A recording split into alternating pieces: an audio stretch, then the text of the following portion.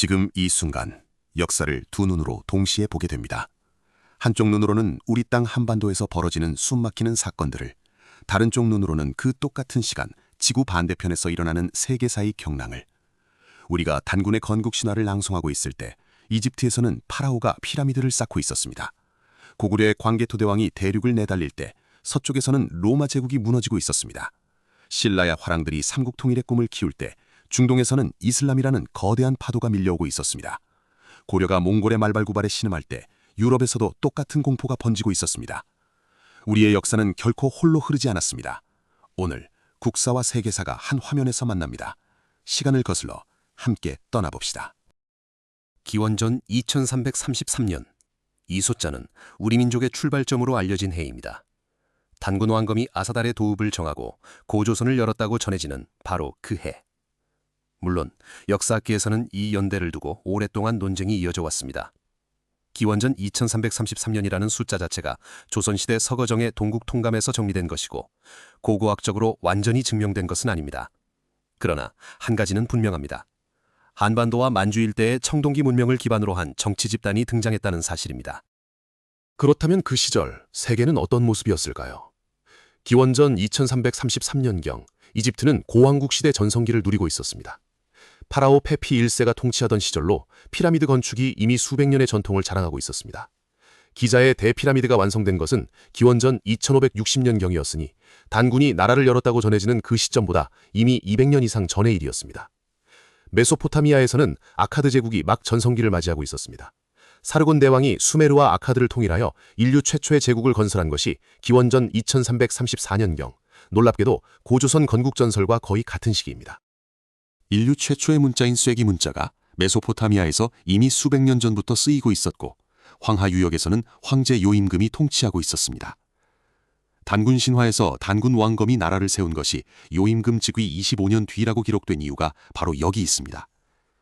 인더스 문명의 도시 모헨조다로와 하라파는 이 시기 최전성기를 누리며 정교한 하수도 시설과 계획 도시를 갖추고 있었습니다.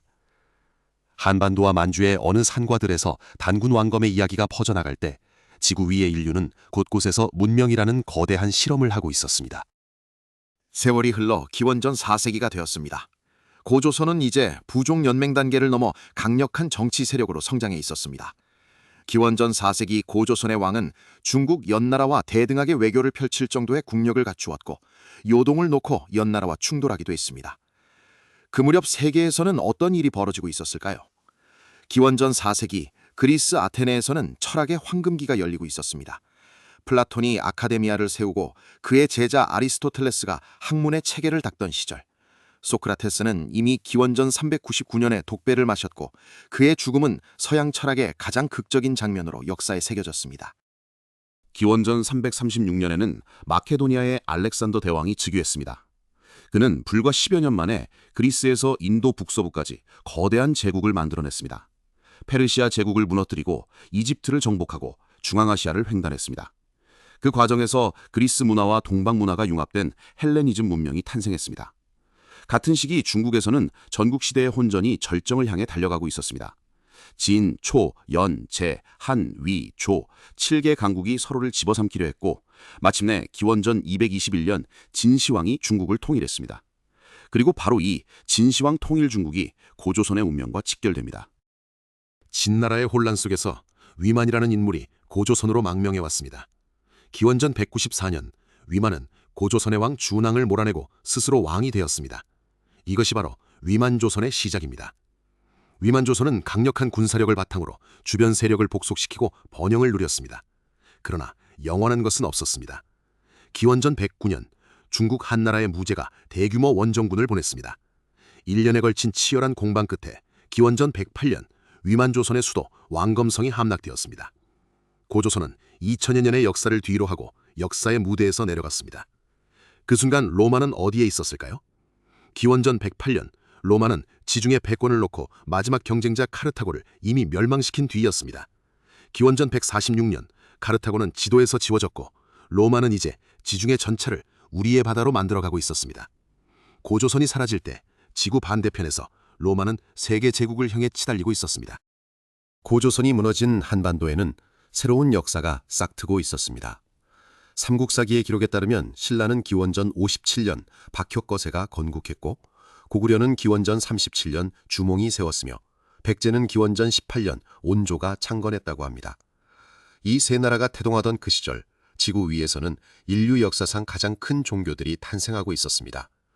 기원전 4년에서 서기 6년 사이 예수 그리스도가 로마 치하의 팔레스타인에서 태어났습니다. 그의 탄생은 세계사를 기원전과 기원 후로 나누는 기준점이 되었습니다. 우리가 삼국이 막 씨앗을 틔우던 그 시절 서쪽 먼 땅에서 한 아이가 태어나 2000년 후에도 수십억 명이 그의 이름을 부르게 됩니다. 4세기는 동서양이 모두 격변하는 세기였습니다. 고구려는 미천왕 때 낙랑군을 완전히 몰아내며 한반도에서 한나라 세력의 마지막 흔적을 지웠습니다. 서기 313년 낙랑군 축출. 이는 고조선 멸망 이후 400년 만에 되찾은 영토였습니다.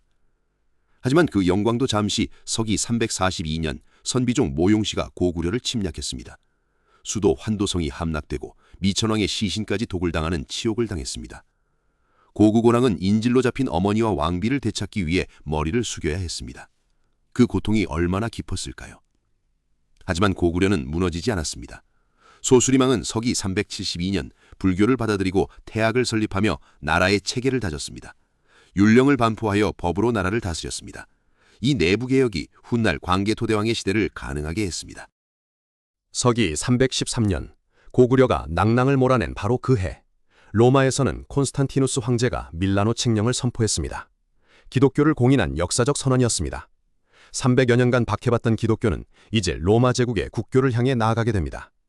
서기 330년 콘스탄티누스는 수도를 로마에서 비잔티움으로 옮기고 콘스탄티노폴리스라 이름 지었습니다. 이 결정은 후에 서로마와 복로마로 분열되는 복선이 됩니다. 서기 375년 훈족이 서쪽으로 이동을 시작했습니다. 게르만족의 대이동이 시작되었고 이것은 로마를 뒤흔드는 거대한 파도의 시작이었습니다. 백제에서는 근초고왕이 371년 평양성 전투에서 고구려의 고구권왕을 전사시켰습니다. 한반도 남쪽의 강자가 된 백제는 바다를 건너 일본 열도에도 문화를 전파했습니다. 칠지도라는 보물을 외왕에게 하사하며 국제적 위상을 과시했습니다. 서기 391년 고구려에 한 영웅이 등장했습니다. 19살의 나이로 왕위에 오른 광개토 대왕. 그의 치세 22년은 고구려 역사상 가장 찬란한 페이지입니다. 광개토 대왕은 북으로는 요동을 장악하고 후연을 압박했습니다. 남으로는 백제를 굴복시키고 한강 유역을 차지했습니다. 동으로는 동부여를 복속시켰습니다. 서기 400년에는 신라에 침입한 왜군을 격퇴하기 위해 5만 대군을 파견하여 낙동강 유역까지 내려가 왜군을 물리쳤습니다. 광개토 대왕 능비는 그의 아들 장수왕이 세운 기념비입니다. 높이 6.39m, 무게 37톤의 이 거대한 비석에 새겨진 1775자의 글자들은 광개토 대왕이 정복한 64개 성 1400여 개 촌락의 이름을 기록하고 있습니다. 같은 5세기 서쪽에서는 천년제국 로마가 흔들리고 있었습니다. 서기 410년 서고트족의 왕 알라리크가 로마를 약탈했습니다. 영원할 것 같던 로마가 야만족의 손에 짓밟히는 순간이었습니다. 세계가 충격에 빠졌습니다. 아우구스티누스는 이 사건에 충격받아 신국론을 집필했습니다. 서기 434년 훈족의 왕 아틸라가 등장했습니다. 신의 채찍이라 불린 그는 동유럽을 공포에 떨게 했습니다. 광개토 대왕이 동아시아를 누빌 때 지구 반대편에서는 아틸라가 유럽을 유린하고 있었습니다. 그리고 서기 476년 서로마 제국이 멸망했습니다. 게르만족의 용병대장 오도아케르가 마지막 황제 로물루스 아우구스툴루스를 폐위시켰습니다. 서기 27년 아우구스투스가 창건한 이래 503년 만의 일이었습니다. 서로마가 무너지던 그 해 고구려는 장수왕 치하에서 전성기를 누리고 있었습니다. 광개토 대왕의 뒤를 이어 왕위에 오른 장수왕. 그 이름 그대로 그는 97세까지 살며 79년이라는 긴 세월을 왕으로 통치했습니다. 서기 427년 장수왕은 수도를 국내성에서 평양으로 옮겼습니다. 한반도 남쪽으로 적극 진출하겠다는 선언이었습니다. 서기 475년 장수왕은 3만 대군을 이끌고 백제를 침공했습니다. 백제의 수도 한성이 함락되고 계로왕이 붙잡혀 처형당했습니다. 백제는 웅진으로 수도를 옮겨야 했습니다. 한강 유역 전체가 고구려의 손에 넘어갔습니다. 이때 백제와 신라는 나제 동맹을 맺어 고구려에 공동 대항했습니다. 살아남기 위한 절박한 선택이었습니다. 신라는 6세기 버풍왕과 진흥왕 때 비로소 전성기를 맞이했습니다. 버풍왕은 서기 527년 불교를 공인했습니다. 귀족들의 반대를 누르고 이차돈이라는 신하가 순교를 자처하면서 불교는 신라의 국교가 되었습니다. 이차돈이 목이 잘렸을 때 흰 피가 솟구쳤다는 전설은 지금도 경주박물관의 석비에 새겨져 있습니다. 진흥왕은 한강 유역을 차지하고 화랑도를 정비하며 가야를 병합했습니다. 그가 세운 순수비들이 한강, 함흥풍야, 황초령, 마은영 곳곳에서 발견되어 그의 광대한 영토를 증언하고 있습니다. 서기 527년 동로마에서는 유스티니아누스 황제가 즉위했습니다. 그는 로마법 대전을 편찬하고 하기야 소피아 성당을 건축하며 무너진 서로마의 영토 일부를 되찾는 데 성공했습니다. 로마는 사라졌지만 동로마는 1000년 더 살아남았습니다. 서기 612년 고구려 을지문덕 장군은 살수에서 수나라 30만 대군을 거의 전멸시켰습니다. 살아서 돌아간 병사가 2700명에 불과했다고 기록은 전합니다. 이 살수대첩은 세계사에서도 손꼽히는 대규모 방어전 승리입니다. 수나라는 고구려 원정의 실패로 국력을 소진하다가 서기 618년 멸망하고 당나라가 들어섰습니다. 당태종 이세민도 고구려를 노렸습니다. 서기 445년 당태종이 직접 원정군을 이끌었습니다. 안시성의 성주 양만추는 수개월의 포위전을 이겨냈고 당태종은 부상까지 입고 물러가야 했습니다. 그러나 고구려에는 위기가 내부에서 자라고 있었습니다. 연개소문이 쿠데타로 권력을 접고 독재를 펼쳤고 그가 죽은 후 아들들 사이의 권력 다툼이 나라를 갈갈이 찢어놓았습니다. 신라의 김춘추는 이 틈을 놓치지 않았습니다. 그는 당나라로 건너가 동맹을 체결했습니다. 나당연합군의 탄생이었습니다. 서기 660년 나당연합군이 백제를 공격했습니다. 황산벌에서 계백장군의 결사대 5천이 신라군 5만을 상대했습니다. 죽기를 각오한 싸움이었지만 수적 열세는 극복할 수 없었습니다. 백제는 무너졌고 의자왕은 당나라로 끌려갔습니다. 서기 668년 고구려마저 평양성이 함락되며 멸망했습니다.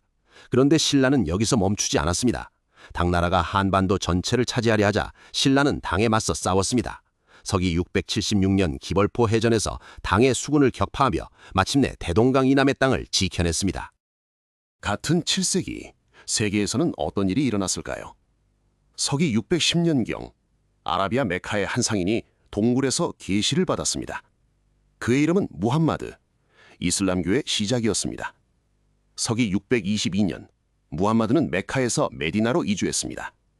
이 해가 이슬람력의 원년 헤지라의 해입니다. 무함마드 사후 이슬람은 폭발적으로 팽창했습니다. 서기 636년 페르시아의 사산조가 이슬람군에 무너졌고 서기 641년 이집트가 이슬람 치하에 들어갔습니다. 인류 역사 수천 년의 문명이 단 수십 년 만에 이슬람이라는 새 물결로 뒤덮였습니다. 고구려가 살수에서 수나라를 물리치던 그 시절 아라비아 사막에서는 세계를 바꿀 새로운 종교가 탄생하고 있었습니다. 삼국통일 후 신라는 문무왕 신문왕대의 전성기를 구가했습니다. 신문왕은 귀족들의 세력을 누르고 왕권을 강화했습니다. 노급을 폐지하고 관료전을 지급하는 방식으로 귀족들의 경제적 기반을 약화시켰습니다. 서기 698년 고구려 유민 대조영이 만주 동모산에서 발해를 건국했습니다. 발해는 고구려의 전통을 이었으며 최전성기에는 해동성국이라 불렸습니다. 이로써 남쪽의 신라와 북쪽의 발해가 공존하는 남북국 시대가 펼쳐졌습니다. 서기 732년 투르푸아티의 전투에서 프랑크 왕국의 카를 마르텔이 이슬람군을 막아냈습니다. 이 전투가 없었다면 유럽 전체가 이슬람화될 수도 있었다는 평가를 받습니다. 서기 800년 카를마뉴 대제가 로마 교황으로부터 서로마 황제의 관을 받았습니다. 중세 유럽 봉건 질서의 문이 열리는 순간이었습니다. 서기 918년 개성의 호족 왕건이 궁예를 몰아내고 고려를 세웠습니다. 그는 신라와 후백제를 차례로 복속시켜 936년 후삼국을 통일했습니다. 왕건의 리더십은 무력만이 아니었습니다. 그는 각 지역 호족들의 딸을 부인으로 맞으며 29명의 부인을 두었습니다. 정략 결혼을 통한 통합의 정치였습니다. 고려는 불교를 국교로 삼았습니다. 팔만대장경, 고려청자, 금속활자는 이 나라가 낳은 세계적 문화유산입니다. 11세기 고려에는 3번의 거란 침입이 있었습니다. 서기 993년 1차 침입 때 서희 장군은 단 한 번의 외교 담판으로 강동 6주를 얻어냈습니다. 전쟁 없이 영토를 넓힌 기적의 외교였습니다.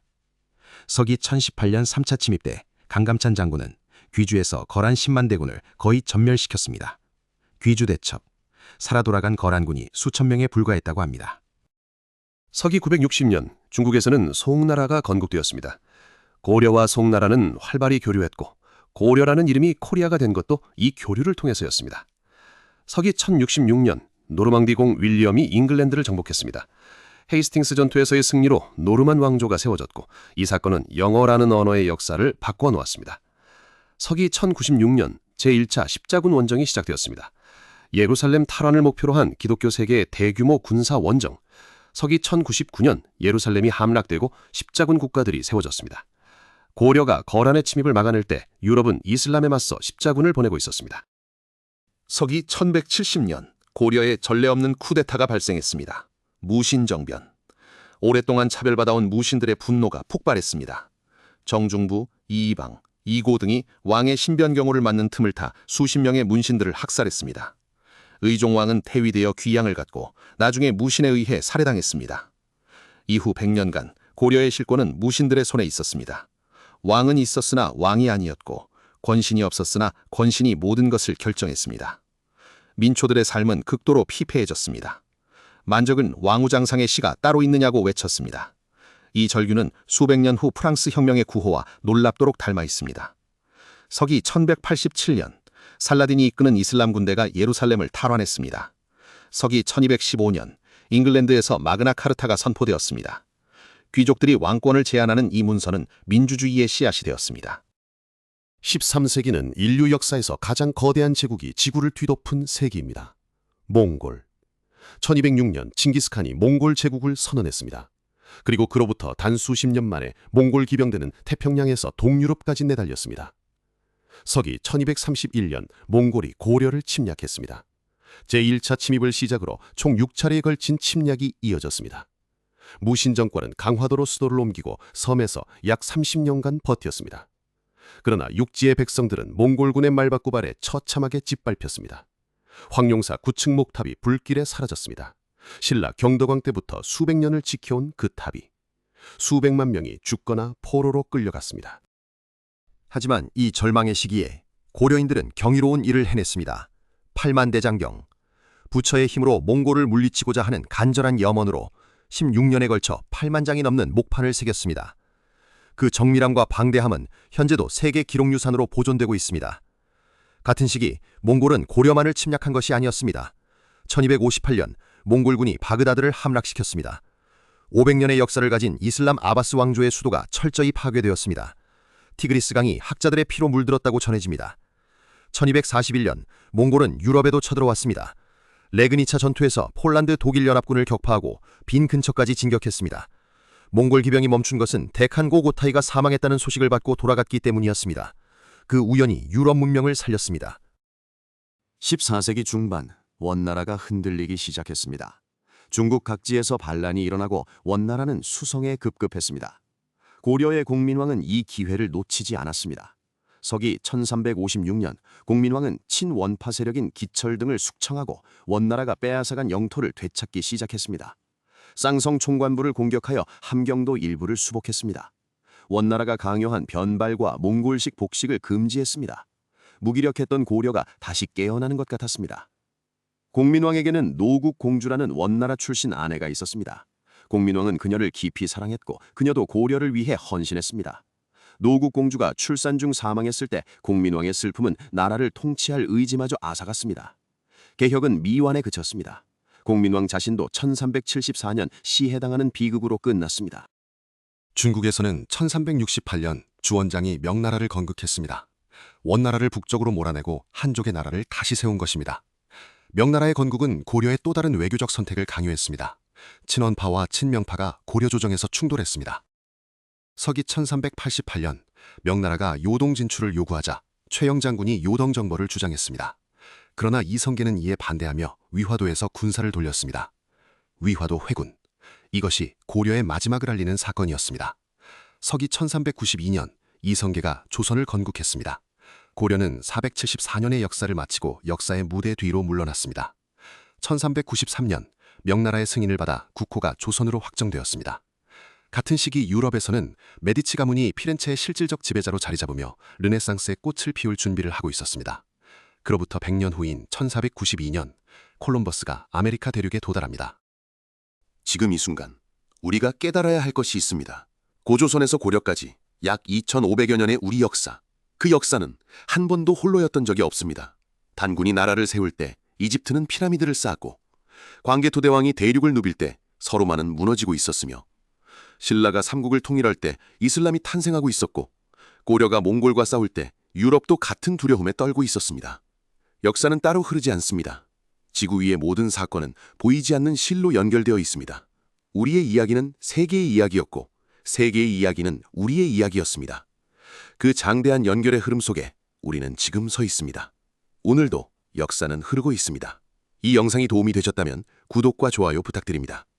다음 영상에서는 조선시대부터 근현대까지 한국사와 세계사가 다시 만납니다. 감사합니다. 준비된 영상이 마음에 드셨다면 구독, 좋아요, 댓글 부탁합니다.